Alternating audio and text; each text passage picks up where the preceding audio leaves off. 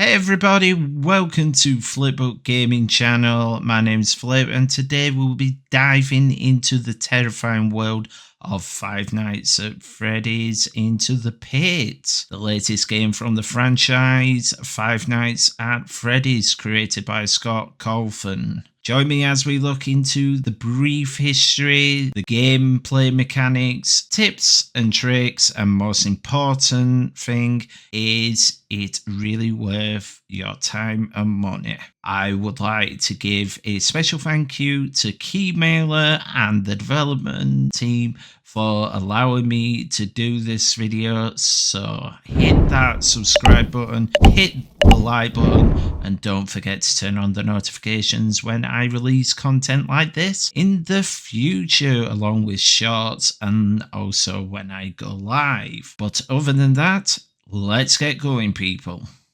Five Nights at Freddy's is a video game and media franchise created by indie game developer Scott Colvin. The latest game in the series, Five Nights at Freddy's Into the Pit, is a 2D adventure horror game, which is a huge change in direction from the original gameplay mechanics of its predecessors, which was a first-person horror game.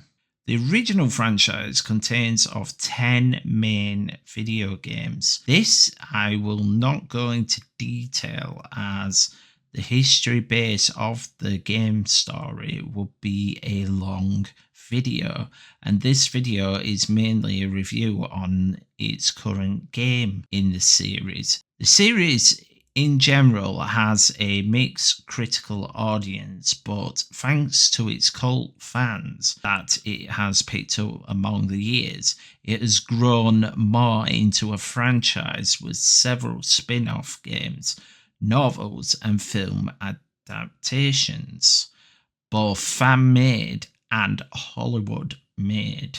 In the original video game series of Five Nights at Freddy's, you play as a night guard at a rundown restaurant, and the aim of the game was to survive from midnight to 6 AM for 5 nights while fending off killing machines called animatronics. Now, it is a lot different. As said in the game overview, it is a 2D adventure horror game. The gameplay mechanics of Into the Pit takes the classic Five Nights at Freddy's formula and adds some fresh twists to keep things interesting. You are still tasked with surviving the nights, but this time around you are given tools at your disposal to help you fend off the animatronics. The level design is more complex, with multiple paths to explore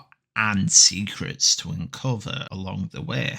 The atmosphere is, of course, incredibly creepy, with strong focus on darkness and claustrophobia. You'll find yourself crawling through narrow vents, avoiding roving animatronics. It is intense, to say the least, and the sense of accomplishment when making it through a tough level is immense.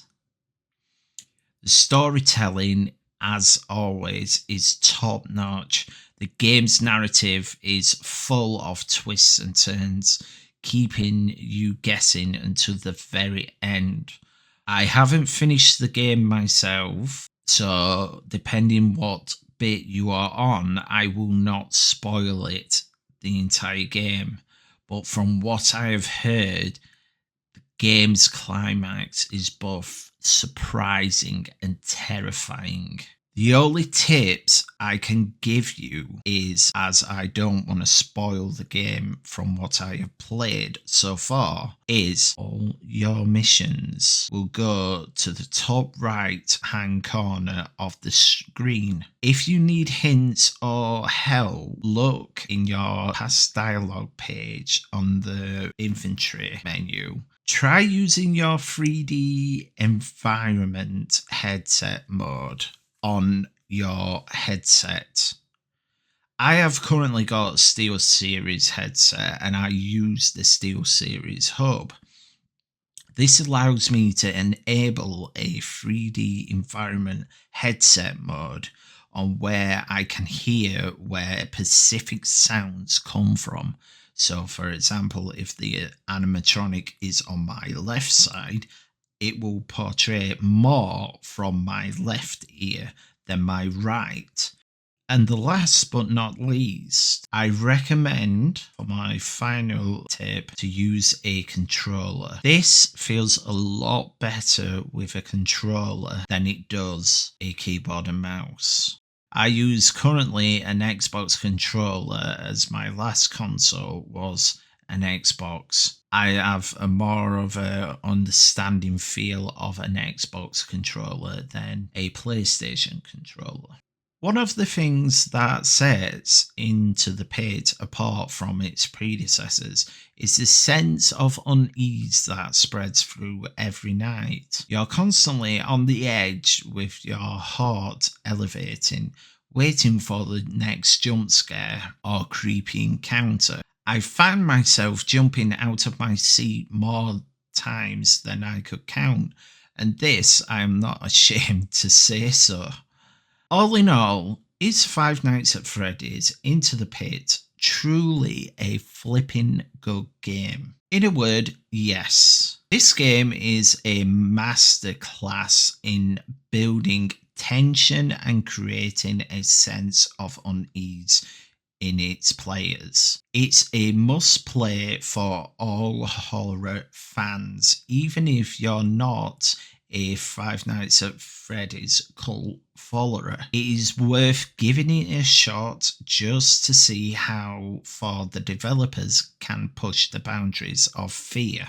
The only thing that lets it down for me, in my opinion, is the characters not having voice actors and being replaced by subtitle dialogue, which can be annoying for some people. However, on a positive note, this can be useful to the game. The reason for this is because if the player is concentrating in reading the dialogue on screen, then it's less focus on the game's jump scares. So this could be a flip positive in the end.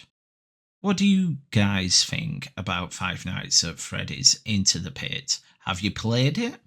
Share your thoughts in the comments below and thank you for watching this video.